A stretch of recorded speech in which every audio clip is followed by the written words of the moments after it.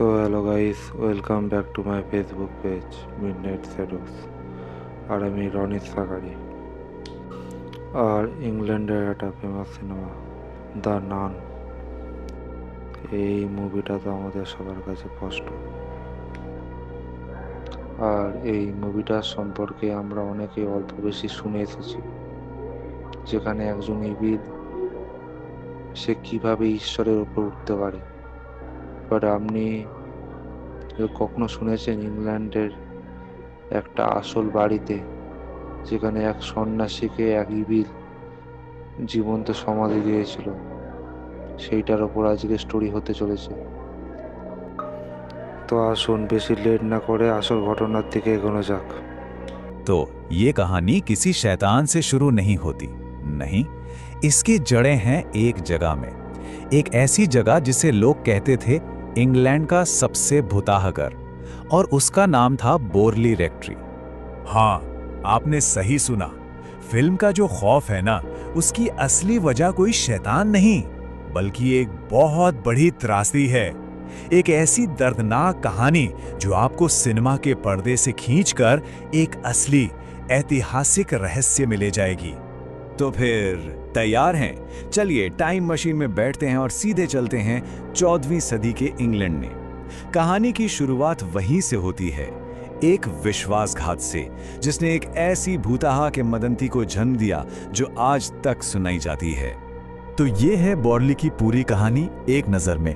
देखिए, 1360 में एक छुपे हुए प्यार से शुरू होकर 1862 में एक नया घर बनता है, फिर 1929 में एक खोपड़ी मिलती है, 1937 में हैरी प्राइस की इन्वेस्टिगेशन होती है, 1939 में वो घर जल जाता है, और आखिर में 1970 के दशक में वॉरेन कपल भी इस केस में शामिल होते हैं।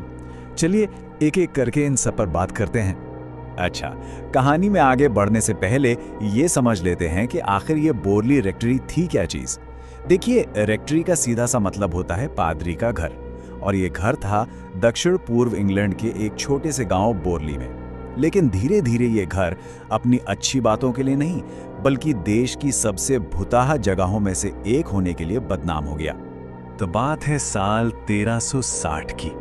पास के ही एक कॉन्वेंट की एक नन और एक साधु के बीच एक गुप्त प्रेम कहानी शुरू हुई, पर उन्हें इस बात का जरा भी अंदाजा नहीं था कि उनका ये प्यार उनकी जिंदगी का सबसे भयानक फैसला साबित होगा।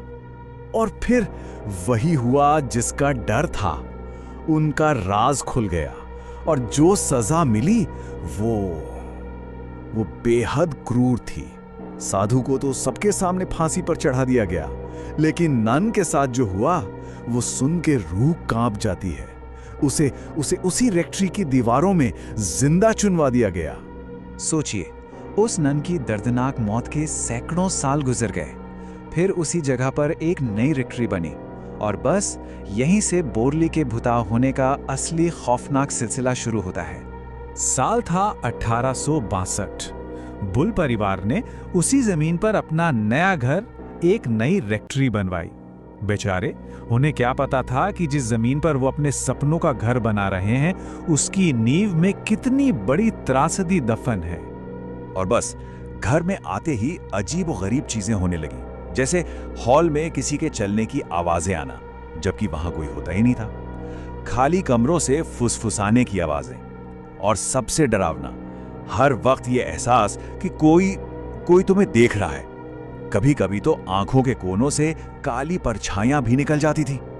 अब कोई भी कह सकता है कि भाई पुराना घर है, ऐसी आवाजें तो आती हैं, पर क्या ये सच में सिर्फ एक पुराने घर की आवाजें थीं, या फिर कुछ बहुत ज्यादा भयानक दस्तक दे रहा था? और उस दस्तक का जवाब मिला सबसे पहले बच्चों को। एक दिन जब बच्चे ड्राइंग रूम में खेल रहे थे, उन्होंने उसे देखा। एक कंकाल जैसी बूढ़ी औरत जो हवा में तैरती हुई उनकी तरफ आ रही थी, और उसके पैर जमीन पे थे ही नहीं। कई साल बीत गए, घर में नए लोग रहने आए, और फिर एक दिन कुछ ऐसा मिला जिसने इस घर के राज को हमेशा के लिए बदल दिया। एक ऐसी खौफनाक खोज जिसके बाद इस पर एक ऑफिशियल इन्वेस्टिगेशन शुरू हुई। तो बुल परिवार तो चला गया। कुछ साल बाद रेवरेंड गाई स्मिथ और उनकी पत्नी मेबल इस घर में रहने आए।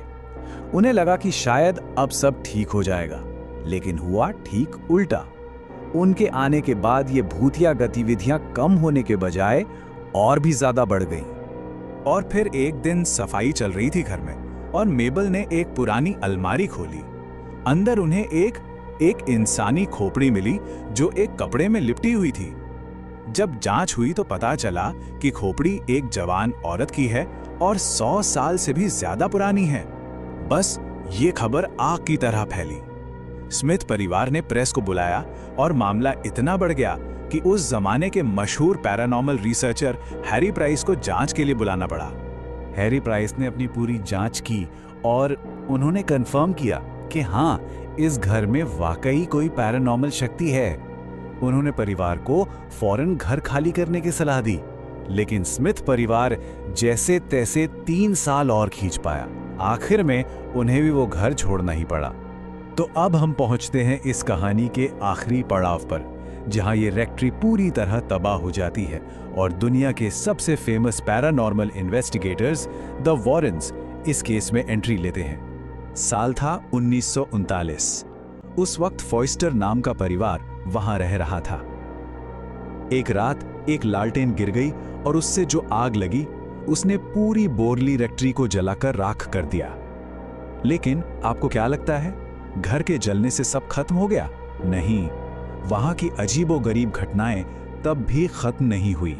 और इसी वजह से सालों बाद इस केस ने उन लोगों का ध्यान खींचा जिन्हें हम सब जानते हैं, एड और लॉरेन वॉरेन। जी हां, वही मशहूर डीमोनोलॉजिस्ट्स जिनकी केस फाइल्स पर पूरा द कॉन्जूरिंग यूनिवर्स बना है। तो वॉरेन्स ने जब इस केस को स्टडी किया तो वो इस नतीजे पर पहुंचे कि इस जगह पर जो मुख्य आत्मा भटक रही है वो उसी नन की है जो 2 दुनियाओं के बीच में फंस कर रह गई है। उन्होंने ये भी माना कि इस घर का जो दर्दनाक इतिहास था उसने दूसरी नेगेटिव और अमानवीय शक्तियों को भी अपनी तरफ खींच लिया था। वॉरेन्स ने उस नन की आत्मा को शांति देने के लिए कुछ रस्में भी की। तो अब आते हैं सबसे जरूरी सवाल पर, फिल्म और असलियत में फर्क क्या है? देखिए, फिल्म में हमें वैलक नाम का एक खतरनाक शैतान दिखाया गया है जिसे नर्क का प्रेसिडेंट कहते हैं। यह है सिनेमैटिक फिक्शन।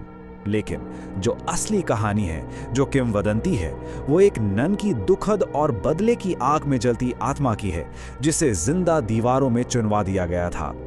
आज वो बोरली रेक्ट्री वहां मौजूद नहीं है, वो जलकर राख हो चुकी है। लेकिन एक सवाल आज भी हवा में तैरता है, क्या बोरली की वो जमीन आज भी अपने सीने में उन पुराने रहस्यों को दबाए हुए है?